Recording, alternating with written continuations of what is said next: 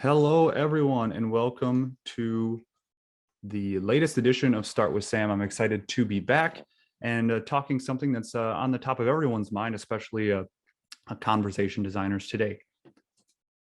If you don't know me, my name is Sam Burns. I'm on the growth team at Voiceflow. You can find me on Twitter at @theBurnsy9 or find me on email at sam.burns@voiceflow.com if you have any questions for, during, or after the workshop today.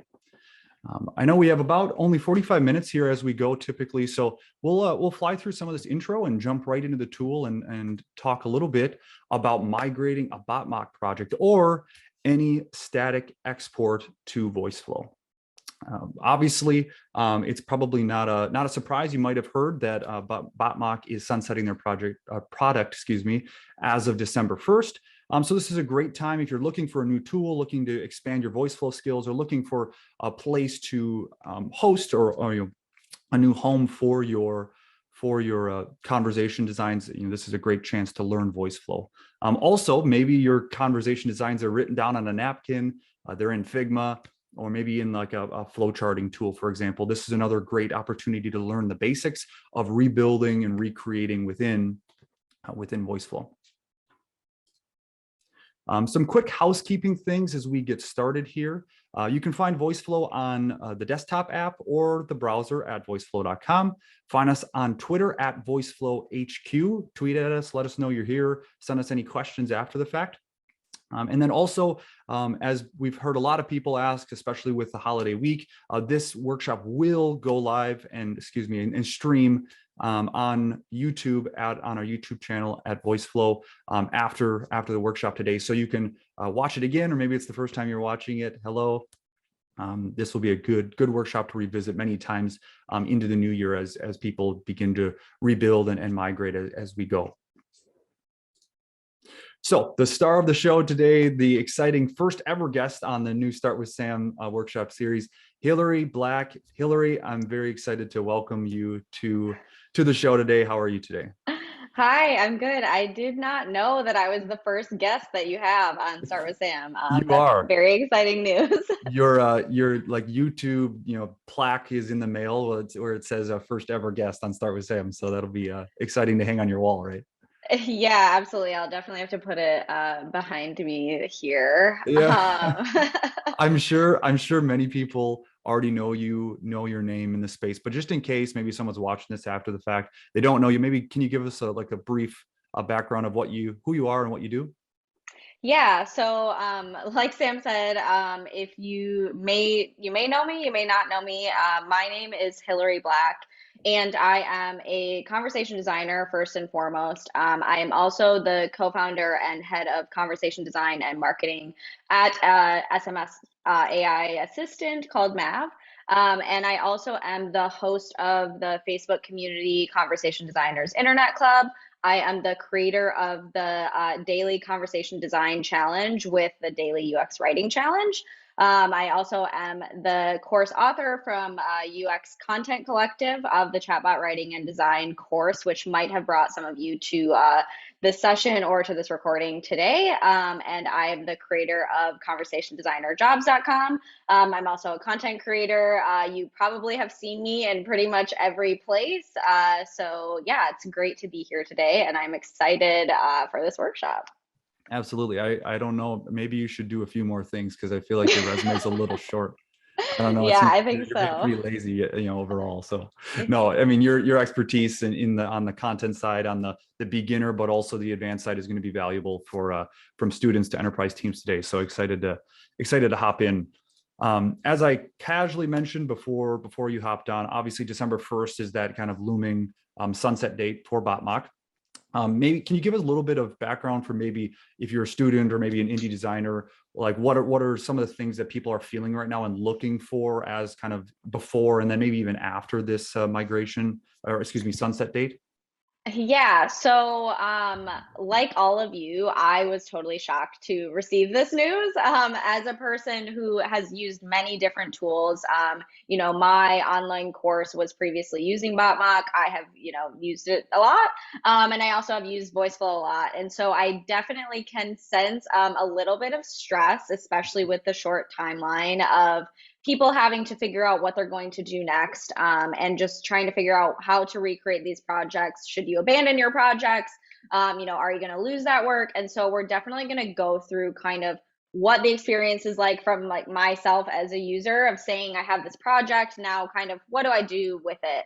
And I think just for everyone who is here today, you're going to find a lot of familiar things within Voiceflow, and you're going to find a lot of the things that you wished were in Botmock. So I think that this is definitely a step up, and working with the Voiceflow team for quite a long time, I have always been like overly impressed with their product, and I think that everything that they are coming out with, all of the new features that they're rolling out on almost seems like a daily basis, We are are busy. things, yeah, they're all things that conversation designers are looking for. And you're going to still have all of the abilities to do the exact same thing that you were doing in Botmock and whatever other tool or interface you're coming to, especially if you're coming from something like Figma. You're going to be very impressed that you can do all the things that you had to spend a lot of time actually creating from scratch in Voiceflow.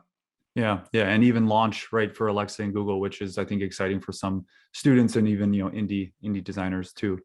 Yeah, absolutely.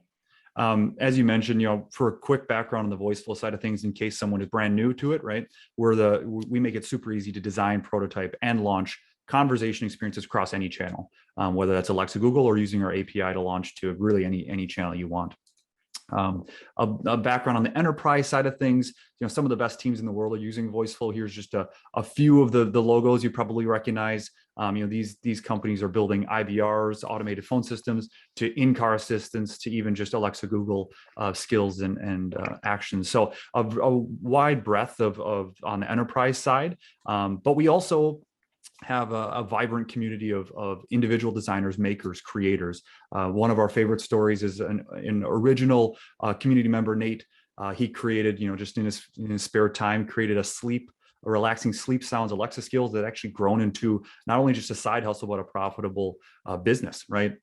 We've seen a migration on the right-hand side as well to job postings for major companies that are actually using and listing Voiceflow as a skill, just like they would, oh, you need to know this coding language, or you need to know this design software. Well, now Voiceflow is listed in some of these large enterprise brands as well. So for the student and indie designer population as well as enterprise, I think there's a lot to be had and said as we take these next steps into Voiceflow. Yeah, and I do have to say too, I have personally seen a lot of companies now requesting voice flow as a skill that they want people to know. It's one of our skills that we have on my job board as well, and it's always checked. So it's definitely, whether you're here to start recreating your own projects or you just want to learn a new tool, this is definitely a good one to learn. Absolutely, absolutely. And I think you just hit on it, right? Like who is here, anywhere from students to those enterprise teams. Someone who's building a portfolio or even switching career paths. Anyone can really benefit from learning a no code and low code tool like this. So let's not waste any more time on the background. Let's get into what people are here for, right? And that's the in the Canvas work. Just some ground rules. I do this for every Start with Sam. So I'm going to drop a few links into the chat here as we get going, and actually Hillary will take over the screen for a bit, but I'm going to drop a link to the starter pack, which is all of the assets that we will use today if you'd like to build along with us. If you're watching after the fact, these links will be in the comments below. So download that starter pack and then open Voiceflow. There's two unique ways that we're doing right now for people to get started with Voiceflow. The two links I'm dropping here, one is just first month free. If you want to jump in and get rolling. The other is 20% off of the pro plan for new users. If you want to go down that route. So I'm going to drop both of those links in case you don't have a profile and you would like to get started. Hillary, I will pass over the screen to you now, if you want to give us a little bit background on your Botmock project that we're going to be working with today, before we hop into the Voiceflow canvas. Yeah, so just to confirm, you can see my screen. Yes, got it. Okay. Okay. So if you are a former Botmock user, this will look very familiar to you. So this is the Botmock canvas, and this is where I have created a very simple project. This is a chat bot. It's like specifically a Facebook Messenger bot, but this could apply really to anything. Website, it could apply to, an app, it could apply to really anything except for the exception of voice. So this is just, an overview of all the things that I've done. You'll see, and we'll go through kind of a side by side of what features are within Voiceflow that are here. But everything from, your intents, your like workflow, being able to test, being able to see these different journeys. There are a lot of features that are in Voiceflow that are not here.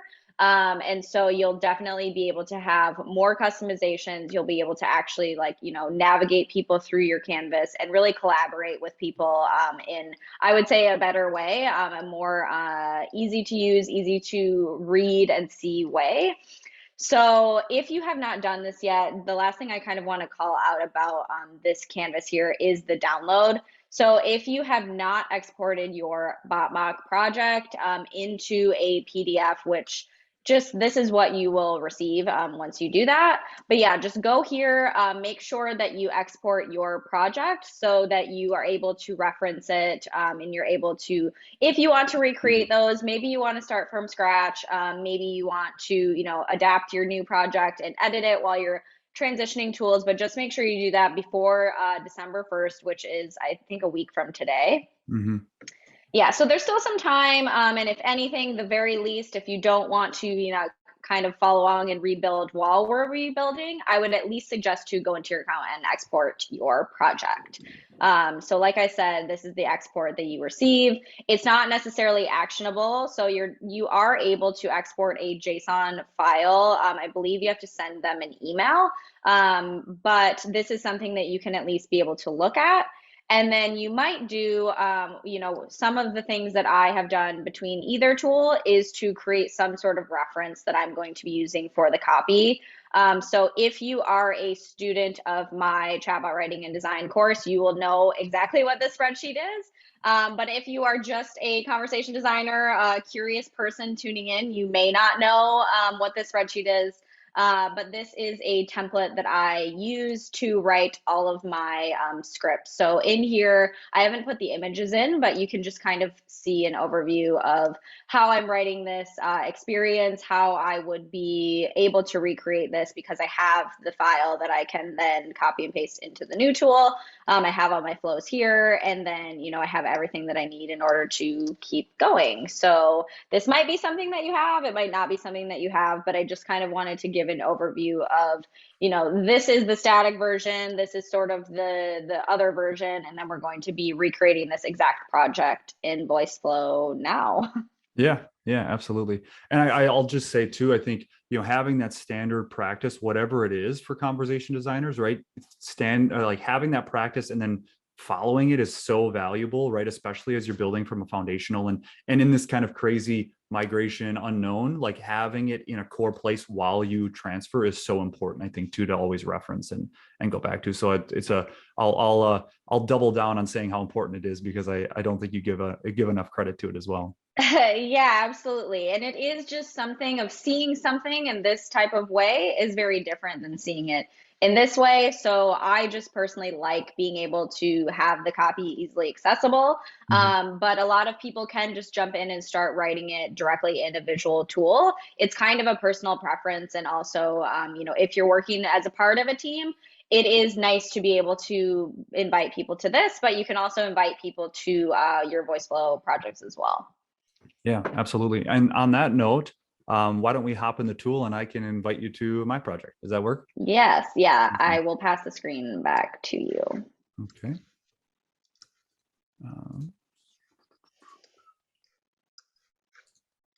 Okay. Also, if anyone has any questions, like right off the bat, with Botmock or your projects or anything like that, feel free to use the Q&A button. And then as we're going through all of this, don't get overwhelmed by it. This is something that you'll be able to reference later, and you can just kind of follow along with us and see what we're doing, or you can jump in yourself and do it yourself. But if you have any questions, be sure to use that Q&A, and then we'll get to them, I think, towards the end. Absolutely. Absolutely. Perfect. Well, then I think my screen should be in full view here. If you're first time in Voiceflow, this is the first thing you'll see when you go to create a project, right? And I think as Hillary mentioned, what we want to do today is kind of start in like a blank canvas to really give a lay of the land of the canvas if you're new to it, or you just need a refresher. And then we'll hop over to a project that we worked on that is more of a built out version that kind of shows some of the more hidden tips and tricks that you might want to use that maybe we can't get to, and we don't want to build the entire 2-hour process that it might take otherwise. So we'll first hop in, and for the sake of this, as Hillary's was a chat assistant. Is that correct, Hillary? Right? Let's Yeah, so this was a chat, and any type of chat, which obviously you guys support all of them. Yeah, wonderful, wonderful. So that we do break it down, right, as you see here by platform, but also if you just want to generally approach it from a voice or a chat perspective, we have different iterations of the canvas that help here. So let's go ahead if you're building along, or if you're just following along. We'll go with chat here. Wonderful. And this overwhelmingly blank canvas can be a little daunting. I absolutely know that if it's the first time in here. So I do want to give a quick lay of the land of what we're looking at here. Obviously, most of the toolbar and work that you can be doing is over here, right? And we see the response and the user input sections. You can also toggle down here to see logic integrations, but I really like that the response and user input sections out of the box show what are there, right? Because those are the 5 building blocks, at least in the chat side of things, that I find incredibly foundational for conversation designers, right? Because as you look at it, in like a conversational AI conversation or interaction, it's a conversation between the computer or the assistant and a human, right? So we broke those out into response and user input, right? So in the response section, those are the text blocks or the visual blocks that the computer can say, right? Or can provide as part of the conversation. Whereas if we delete those, we look at the user input section. Well, now we're talking about the things that a user can input, right? Or the user human side of it, right? Whether that's selecting a button or an open-ended intent, like, hey, I need help with something, right? Then the computer can respond with a text or visual to help answer that question, right? That's like the pretty easy foundational building blocks. Hillary, you've probably heard me say that 17 times now as we go through, but I will always go back to those because I think that they're so important, right? Yeah, absolutely. And this is really everything that you need. And I will say, as a contrast between Botmock or other tools, you don't have those as easily accessible. So it does save you a lot of time. And it also just makes it easy to see exactly what you are trying to do. And then you can add on to, your more logic and more robust integrations if you're wanting to build and deploy an entire project. Absolutely. Absolutely. We did just get a Q&A question from Ben as well. Mentioned that this is for chat. Are there any different steps required for a voice project? That's a great question, Ben. So you would just click the voice project one. You'd see that this canvas is a little bit different on the left, right? So instead of buttons, right, which is not as voice friendly, you'd have more of a choice option, right, where it's more of a road path for mapping intents to more of a choice, where the buttons here is more of mapping actual clickable buttons in your prototype. So the canvas and the steps will change just a little bit, but no extra steps. So. And then I would say on the end of it is the main difference is that you are able to publish from voice directly through Yep. the canvas versus publishing through Dialogflow, which you also are supporting from a chat side of things. Yep, correct. So yeah, the Google and Alexa side of things, that's tried and true, right? You can export that project code directly to those developer consoles and then host them obviously on the Google and the Alexa side, where then like chat and other integrations are continuing to roll out in terms of launch. So definitely always, like as you mentioned, our product team and eng team is always busy with what's next. So. Yeah, absolutely. Awesome. So that's a great question. Make sure you keep dropping any questions you have as we go. So let's go ahead, and as I mentioned, I'm not going to build out all of the 5 flows that you showed here, but I would like to kind of jump into maybe let's start with like the greeting, right? As we reference the script for anyone who's following along. I'll be pulling the copy directly from that because obviously that is directly from the from Hillary's project. So the project will start here, but obviously we need to start the conversation of the project with some sort of greeting. So let's go ahead and drag a text block out here as well as a visual block. And I always like to, it's kind of like labeling your layers. I always like to just make sure I know what this is for internal use, right? For the team's use, but like, hey, what is this, right? And this is going to be our welcome step. So we'll drag a line over here and call it welcome. Great. And then if we reference that starter pack of downloadable assets, Hillary created a welcome GIF, which is I think is very fun. So we'll click into the image, the visual here, and we'll drag this welcome image directly in here. Yeah, Perfect. if there are any Sailor Moon fans in the audience, that is what this is from. What a good way to kick off an about me chat assistant, right? Just like awesome high energy, and it's fun when you can actually use a GIF here instead of just a static image too, I think. Yeah, absolutely. I love using GIFs, especially in Messenger. I think that it's a really fun way to kind of just break things up a little bit. Absolutely. And one call out here, right now we have this auto fit, right? So it came in a horizontal, probably, you know, a full size horizontal. If you were designing for a specific device, we have all those devices built in here. So you could do it for in-car or Echo or desktop or mobile even, right? Mobile is probably the most common here where it would actually auto resize this GIF or the image to fit. But for now, for the sake of the prototype, we will keep it at auto. Wonderful. And then let's hop into the script. I'm going to copy this directly from here. And this will be the first thing the chat assistant says, right? Hey, I'm Hillary, your internet best friend, right? Perfect. So right now we have that, and that's pretty straightforward, right? It'll serve the GIF. It'll then serve the text. But now we need to prompt someone who's, you know, they don't know what's next. We need to guide them through this chat experience a little bit more, right? So we're going to then ask, let's drag a text block over here. We're going to get, we'll call this name. We're going to get the person who's here. We're going to ask for their name, right? Oh. What's your name? Perfect.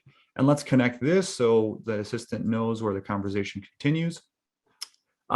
When we hop over, Hillary, we'll show everyone kind of that variable mapping where you can actually collect a user's name and then give it back to them and use it in terms of the, you know, make it more customizable. For now, let's just use it as kind of a static block and just kind of making conversation if that's cool. Yeah, absolutely. Perfect. Yeah, and I think that it's important for people to sort of know that you are able to have all of these different kind of customizations. You're able to, store this and say, I want to use your name later, or I want to, remember your birthday, or I want to serve up a custom answer based on your zip code. All things like that you are able to do within here, and Yep. you don't have to kind of create extra steps in order to be able to provide those Yeah. personalizations to people. Or even like custom, you know, deep intent code that needs an API, right? That's the beautiful part. And honestly, let's just, I mean, it's pretty easy to do. So let's just show them quick. The logic button down here, we'll click that. And then we'll just go to this capture, right? Because we're going to capture data. We'll drag that here. And we're going to say, okay, well, what's the input type? We have a custom one for name already built in here. We'll click name. And then we need to, so now we're saying it's name, but we need to capture it to a specific variable. And let's create that variable and we'll say name, right? So now we have capture a name variable and we're going to map whatever the user says to the name variable, right? Make sense there? Yeah. Perfect. And then let's connect this and we'll actually have some fun. We'll say, awesome, nice to chat with you. And then we can just like in math, right? We're going to put a variable right in there, the variable we already created, the name variable, right? So now, oh, nice to chat with you. Perfect. And we'll say name hello. Cool. So that's just an easy way to map directly to to a specific variable. And you can do that with emails. You can do that with name or phone number. You can even export that and map it directly to Google Sheets, which will show in the more advanced project that we built out. Yeah, and this is something like, first of all, I want to call out, like, Sam made it look very easy. This is really, how easy it actually is. Yeah. So that is something that you don't have to, create an entire new like intent. You don't have to be doing a lot of these extra steps that are just going to take more time. And so you're like instantly able to make that part actionable, which is great. And then if you think about something, for if you want to be capturing this data, you can put it into a Google Sheet. So I would know that Sam is chatting with me, on my messenger bot. I should go send him a message or something like that. Yeah. So it really is creating something that is usable to you. Yeah. Yeah. It's a great way to collect data. And you can even, with all the no code tools, you could, have zaps set up that then fire when the email comes in. There's so many things you could do depending on how deep you want to go with it and what your use case is. Yeah, absolutely. And that's something that is so fun with no code tools is that you can, as you saw, someone created an entire business using this and they did not have to code. They can really just like create projects, launch them, and be able to really use them for themselves, for businesses, anything like that. Yeah. Yeah. Great. So then the next step here, which is probably the most foundational part, is going to be, what do you want to learn about today, right? So that's now we're getting into more of like the menu of options in this chatbot assistant, right? Of like what intents, what paths can this user go down, right? So we first prompt the general question, what do you want to learn about today? But then we're going to go over here to this buttons step. We'll drag that out here. Perfect. And now this is where you can add a variety of buttons. And I always think of it in terms of like a menu of options, right? Or like a choose your own adventure. That's like the easiest building block way. You can go a lot more open-ended in terms of intents, and we'll show everyone in the more advanced project here before we wrap up. But for the sake of this one here, so let's just create, you have your 4 options here. You have my work, about me, community. Let's, for the sake of this, do you want to just do my work? Is that a good one to Yeah. start with? Perfect. We'll say my work and we'll put that there. And then right down here, we'll say add a button, right? So add a path. And just for the sake of showing, we'll also put in community just so we can kind of see, although we won't have any content mapped to it right now, right? So in this way, just so, because I did that pretty quickly, we want to just show right now this button action, we're following a specific path. So we'll drag this and connect it to another path of content. You can also map it, each button, to a URL that actually goes externally, or you can go to a specific intent, which would be more of an open-ended prompted, open-ended conversation that someone could do whenever, right? So for right now, let's just build out this my work section just to kind of show some more of the capabilities. I'm going to flip over. I'm still working from the script if anyone's following along. So the next thing we want to serve up in this my work section, right, because we're following a very specific path from my work to this block, is going to be this block of text here. Perfect. And Hillary, any strategy here you had with like the content you served up to start with my work, like being more conversational? Because it reads like you speak, which is very on brand, which I think is important for these chat assistants. Yeah, absolutely. And this is sort of, the easiest, best example is creating some sort of assistant for yourself because you can very easily say, this is what I want this to sound like because I'm me and I can have this talk the way that I would talk. If this were to be for a business and not so much an introductory conversation, I probably wouldn't put as long of a text block. But this is something too that you can kind of see now that I can see it in a visual way. I'm seeing this and looking at it and saying, this is too long. So that's part of the benefit, I think, of using a prototyping tool is that you can see those things. Mm-hmm. But what I really wanted to do with this experience is have someone be able to feel like they're chatting with me, having a conversation, instead of having to go through my website and figure all of this out for themselves. They get to hear it directly from me. And I think it's important to not try to ever fool a user into thinking, oh, I might actually be talking to Hillary, right? It's like, it's very clear that this is a computerized chatbot assistant, but you acknowledge that from the top, which is important too. Yeah, absolutely. Great. So you do a little bit of introduction. Then let's nest this next block in so we know it's going to serve right after. And we'll say, here's my selection of work, which is the next part of the script. I always like here too, of maybe adding like you can have some fun because it is chat with like emojis or arrows, right? You can even, go in right within Voiceflow and, bold something, right? So it serves up differently. However you want to format the text, I think that's important to be creative with that, however you'd like. So then we say, okay, here's my selection of work, right? And your work here, we have a few links, right? And so let's show off your work with Mab, for example. And we'll go like this. We'll copy this in, and I'm actually going to do, we'll do it like this. We could do, a hyperlink right within, right? So someone could click right on it. I also want to use a visual here just to show off the difference here, which I know you gave a few visuals. So I'm going to go in actually from the starter pack and drag workflow number 1 over. Perfect. And I think what I might actually do is flip those, right? So the image pops up first, perhaps, right? And then we can see, so here's my selection of work. We'll give the image, and then we'll have an actual clickable URL. So why don't we go through and kind of test that from the menu here, just to kind of see so far how we're looking. Perfect. So what do you want to learn about today? We have the 2 options we built out, right? My work, community. We know we only have stuff for my work, so let's click my work. Perfect. Sure thing. I'm a conversation designer. Here's my selection of work. We see an image, and then we actually have this clickable URL right in here, right? So someone could go ahead and click that. For anyone who is curious about testing, I hovered over here, and the nice thing about Voiceflow is you can start a test from anywhere in your project. Unlike having to go up, we can run the entire experience from the top using the top right hand here.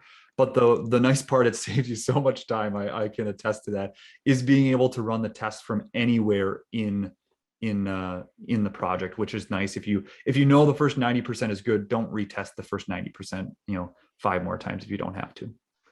Yeah, and this, just to call out the Botmock comparison, so this would be called like a journey. The difference is in journeys, you have to go in, you have to create all of it, you have to select the messages, and then you can sort of play that.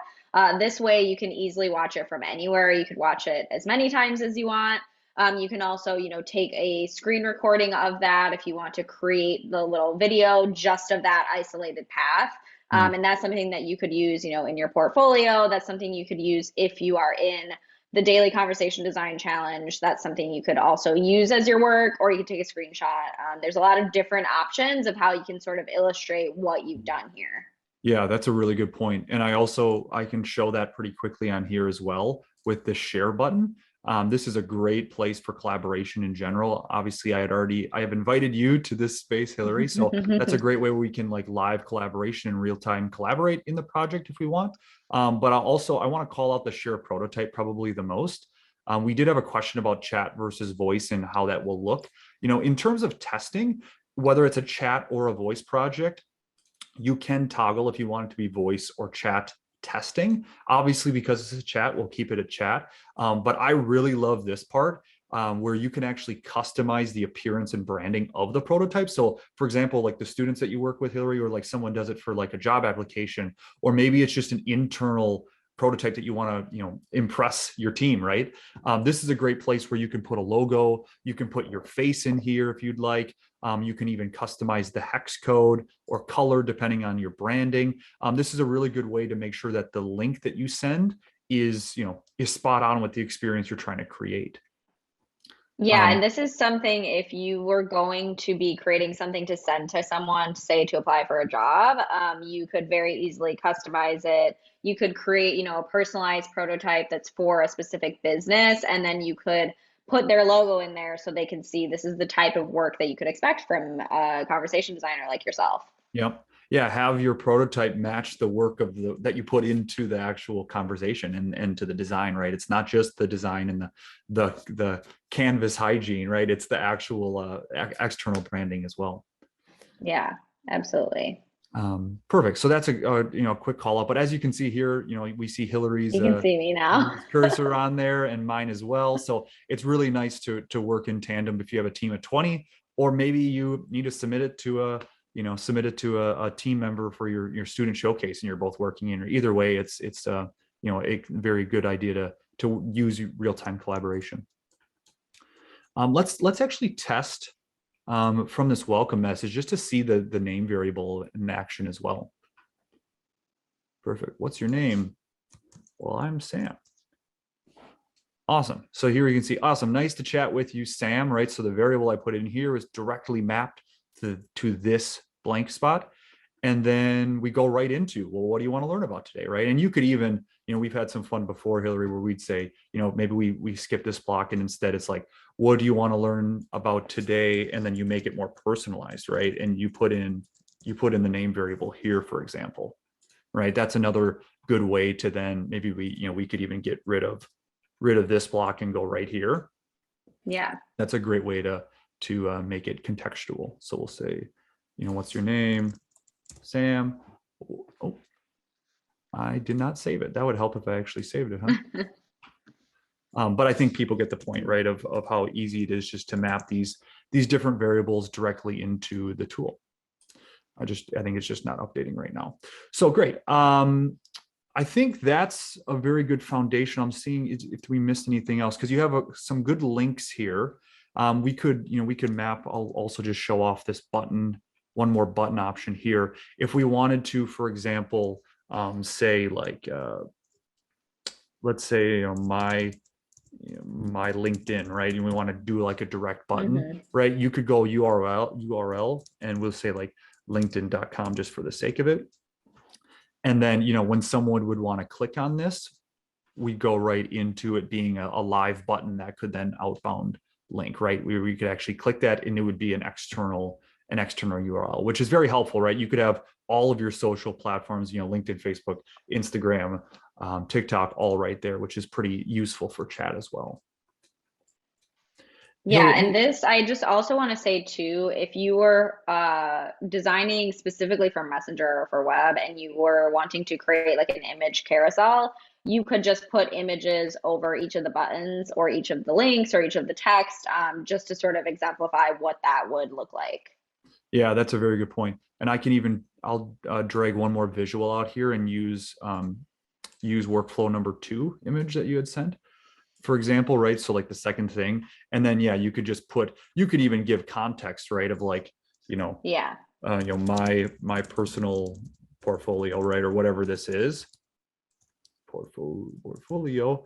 And this is a great chance to use bold or underline, however you want to do that, just to kind of give like a heading appearance to it.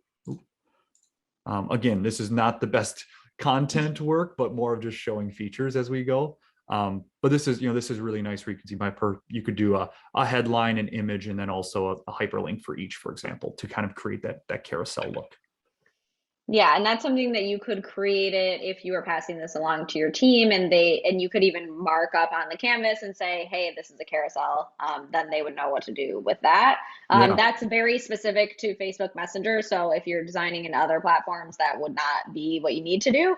But that's something that I want to definitely call out about that specific Very good platform. point. And I'd love to show that really quickly. If you look up top here, text and image, right? Both of these are the canvas markup opportunities. So let's click text. Then we'll click in just like it's any other document, and then you can say this is a carousel here, right? And keep it super simple and drag that down just so your team can easily access. If you don't like those colors, you can even change the background. You can change the justification, or any sort of, you can even add a hyperlink if you want to be like inspiration here to like another Facebook ad or Facebook Messenger, for example, right? You could add that in with a hyperlink there. Yeah, and something that you could do with your team is kind of establish the way that you want to communicate about these things. So if you have carousels every single time. You could put the same sort of label. If you have certain flows, you could say like, this is the flow that's for the catch-all, or this is, the flows that are for different things.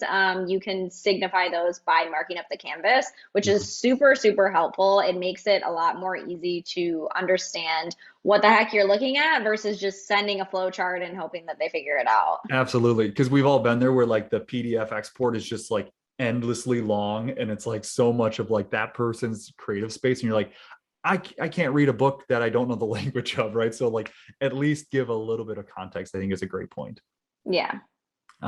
Cool. So I know we're at 45 minutes here. I think maybe it's a good time to hop over to the more built out project just to give a little bit more context to some of the features, if that works. Yeah. Cool. So as you can see, we have a little bit more built out here, although yes, some of the content won't match one-to-one. We do want to kind of just call out a few things. Specifically, you can see how I kind of, pretty quickly use Canvas markup here to add some actual kind of, branding and such, right? As we talk about, you have your scripting template. This is a great opportunity. Maybe your team wants to collaborate on the persona and like the content within the canvas, right? So you have one source of truth for everything even, right? This is a great opportunity to add bullet points here and, and customize so that your team, when they come in, can add, maybe you each have, as I just copy and pasted there, maybe you each have a different color. So, Joe comes in and Joe's always gray, right? And he can write his points here. It turns into more of a collaborative canvas, which is nice. Yeah, and something you could also do if you were, working with a business is you can have their logo. You could have, if they have specific brand guidelines, you could just put those here so you can have them there. You don't have to, go to another place. You can have their, character, you can have their brand voice for reference, you could have their color hex codes, you could have every single thing that you need and in one source of truth, which is very helpful. Yeah, and just like that's a fantastic point, and just like we drag images into the project, you can just drag an image into the canvas just like that. And as Hillary mentioned, hex codes or logos, you can just have that as part of the canvas as well. So maybe you want like a top left branding that looks really nice just on the canvas as well. So that's another good canvas markup call out. Great. And I think one thing, Hillary, that you had mentioned that a lot of your students are talking about is more of like the fallback intents or like the error like re-prompts, for example, when in terms of a conversation that maybe, conversations will go wrong between computers and humans until they're perfect, and they'll never be perfect. So you have to, as a conversation designer, you have to build in some of those fallback intents and the re-prompts. Maybe we kind of show a little brief idea of how that could work. Yeah, because there really are two ways that you could think about it. You can think about it in a specific context. So you can have this, specific error message that is directly related to, the question of, can I contact you via email? And the person says something, you can reprompt them in a specific way. Or if it is just general anywhere, a person says anything, you might have a general flow. I usually call it the catch-all, which like, catches all of the errors that you don't have a very specific message written for. That's more if it's kind of they type something random at a time you weren't expecting them to type. That's usually like where that would be triggered. Absolutely. And I'll show those three things really quickly then, just for people as they build those foundationals too. So you mentioned kind of like that rote yes or no answer, right? Mm-hmm. So like for something like that, can I contact you via email? I have a button step here of like yes, map to an intent, or no, right? And yes then goes and continues on to collect that email. But no, right now you're going down this route, and we say, no problem, you can always keep up to date with me and my social community too, right? And that's a great way that you're like effectively bypassing the question, but yet you're still having a conversation and not leaving the negative answers out to dry, right? Or like, oh, okay, conversation's over, right? Because that's an error on your end that you need to support yes or no if you're going to offer it. Yeah, absolutely. I don't want to just be like, okay, goodbye. Like I don't have anything else. So it's important, to have all of your paths and all of your flows for every single option.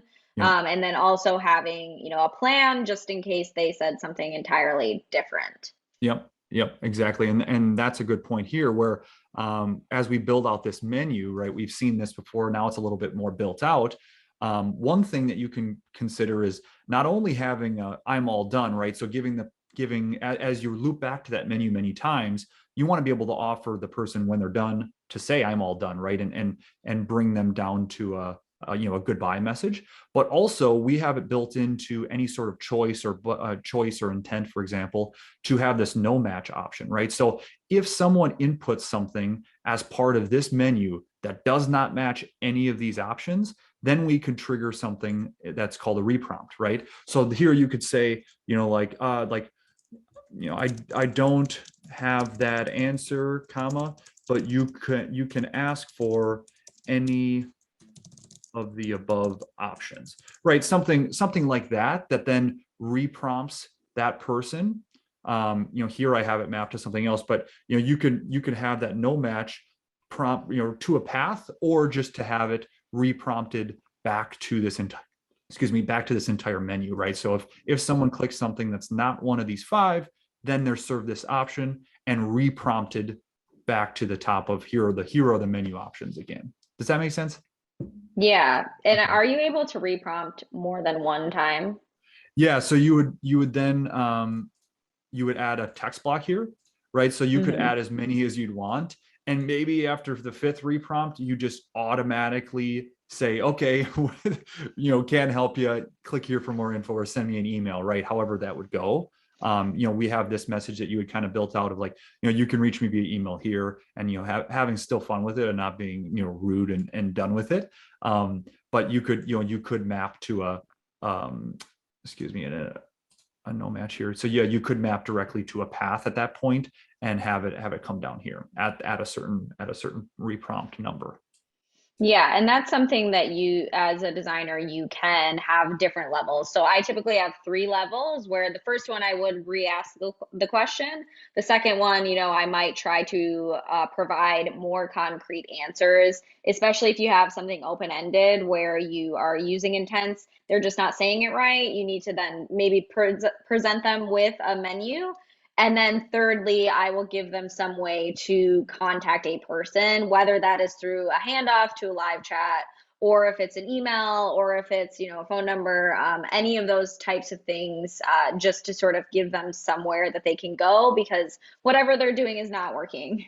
Yeah, absolutely. And I think that's a really good point of like, just like in a normal conversation, you'd probably give your counterpart three chances to like figure things out before you're like, oh, okay, this is clearly not working. Let's find a different answer somewhere else, right? Yeah, it's the like, can I speak to your manager type of thing where it's, the human is the manager of the chatbot, and at a certain point, you need to escalate to something a little bit higher. Yep, yep, absolutely. And the third prompt here or the third, excuse me, error path work that you can think about is intents, right? So just like buttons is more of that rote pathway, you can also have intents which are open-ended, right? So you could just generally ask someone a question like, hey, what do you want to learn about today? And then prompt them, right? You're prompting them to say something, and then have intents for anything that they could say, right? So you could build out intent for each of these things: my work, about me, community, right? So then you would just have that intent start here, and there would not be a path, right? It would just be, oh, someone said my work, now I'm in the my work flow. But let's say you want to have a help intent here. Anytime someone would say help, then you could trigger this content, right? You can learn more about my community, my work, or free content here, right? And maybe you put a link in here to something, or you immediately connect them with a human being, right? Like as we mentioned before. However that content works, that this is a great opportunity to make sure that you can always help. So for example, if we say, hey, what do you want to learn about today? And we say, help, you can learn more about my community work or free content here, link. Right now I have it reprompting to the top, just in case someone does say help, we put them back into the menu.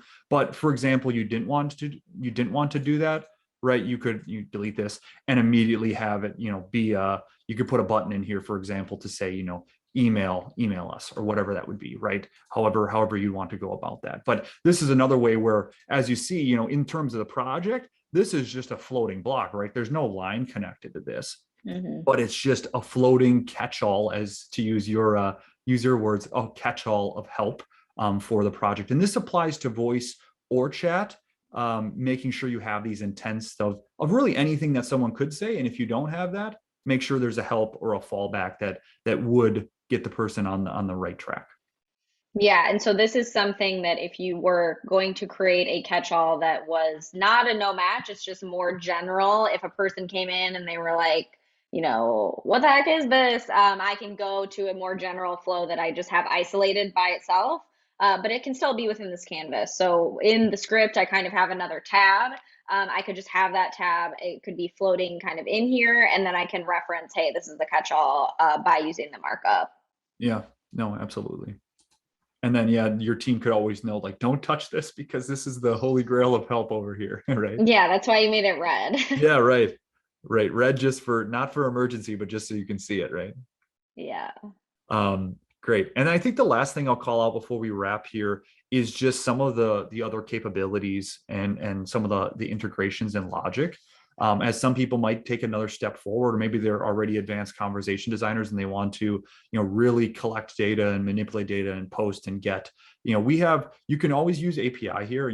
The API block is great for any sort of custom API mapping. If you want to pull data like weather or flight times or a stock symbols, you can do all that in here and really create your own custom assistant that way. But the one I use here that I think is very useful is Google Sheets. Right. So as we talk about, you had used an email collection in your skill, I believe, or in your assistant. So let's say someone says yes. Can I contact you via email? Yes. Well, what is your email address? Well, it's great to say I asked their email address and they said it, but unless you're capturing that data, it doesn't really do anything, right? That piece of information is gone. So one thing that is great here is we have the email intent, just like, or email variable, just like name, as an input type. And we're going to capture that to email, but then we go in and we actually use this Google Sheets integration.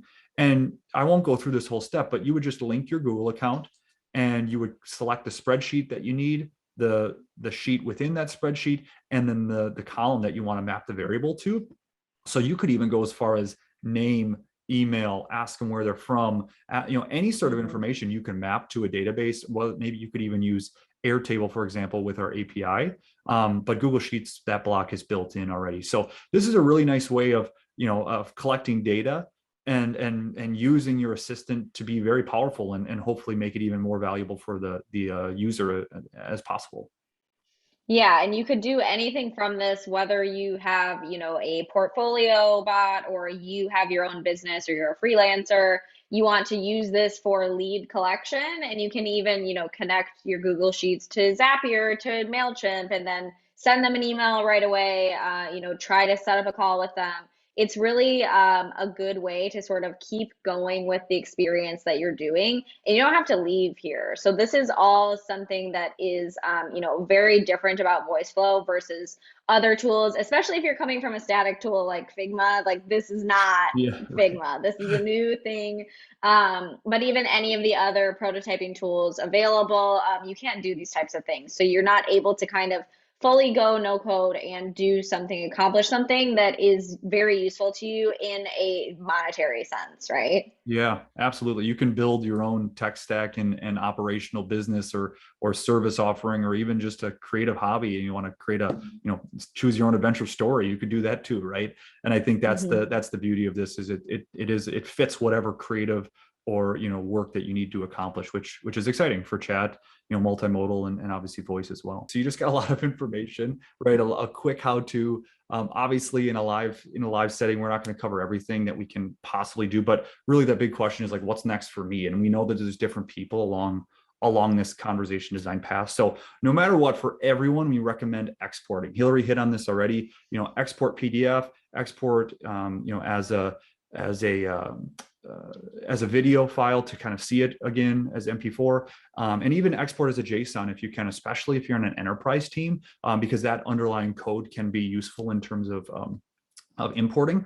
And I will mention that as well for enterprise teams right now. Our team is working to make it easy to import from JSON into Voiceflow. So if you are an enterprise team and you're interested in that, just head to voiceflow.com and send us a message there. You can send me a message via the email there. And we'll help make sure that your JSON file can get into the Voiceflow canvas easily, so that your project, especially for enterprise teams, is not lost forever there.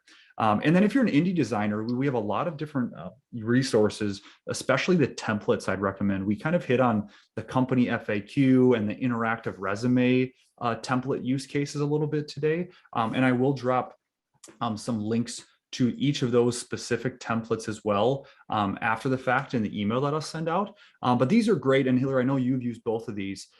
These are great, just like template projects that you can hop in and then plug and play your own content. And then have an interactive resume that has your voice, for example, or a company FAQ that you use internally from like an HR perspective, right? Or maybe it's like the link in bio that you use on your Instagram page to have people learn more about your company. These are some great resources to practice some of the skills that we mentioned today. Yeah, I absolutely always recommend the resume template. So, especially if you are going to be new to VoiceFlow and you just want to kind of look at something that's already built, you could start with the interactive resume because it's a very usable thing for people, and you can adapt that into, a resume, a portfolio. You could have it on your website, and then people could actually hear your voice navigating them through the thing. So it's a really good way to kind of brand yourself and have people really actually have a conversation with you. Or if you want to do that in chat, similar to what I had Yeah. created, it's something that you can adapt, this template, and you can kind of build it into something entirely different. It is nice to start from a template just because you don't have a blank screen, and it's a little bit less scary, I find. Even Yeah. if you like totally change everything about it, it's a good way to get started. Yeah, absolutely. I think the work our team is doing with some of the canvas markup in there as well. It's actually delightfully fun to follow the path and kind of find where you can customize it. And we have beginner like these all the way up to a banking chatbot or even an IVR template that's coming soon that some more advanced use cases can get to know as well. So Yeah, even if you just want to get ideas of what is possible, especially from the integrations that we sort of lightly touched on, that's a good place to get started, I think. yeah, absolutely. Just to kind of see how other people might approach the canvas, because there's different ways to do everything. But we have some fun with some creative use cases there, and we're always rolling out some new templates. So great. To wrap up, just a plug, if you want more Start with Sam's or other expert interviews with people like Hillary, go to voiceflow.com/events. Into the new year, we'll have a variety of other events posted there, including my monthly Start with Sam's, where we will rebuild popular applications like we did Headspace, for example, or Linktree. We'll do some fun recipe and food assistance in the new year, I think, and we'll go from there. If you ever any ideas of things you want to have built, send me an email or DM on Twitter. Happy to have some fun creatively with that as well. So awesome. Well, Hillary, thank you so much for taking some time today and helping on very short notice, obviously, as we all kind of go through this crazy month of putting this workshop up together. And I think people will find some value in this, especially even if they just export now and revisit this video after the holidays. It's a good way to kind of revisit their PDF project and then start to rebuild in a new tool. Yeah, thanks for having me. It was super fun. And I'm excited to see what everyone creates. So be sure to send it our way. Awesome. Well, thank you. Have a good day. Thank you for everyone for tuning in, and we will see you very soon. All Bye. right. Bye, guys.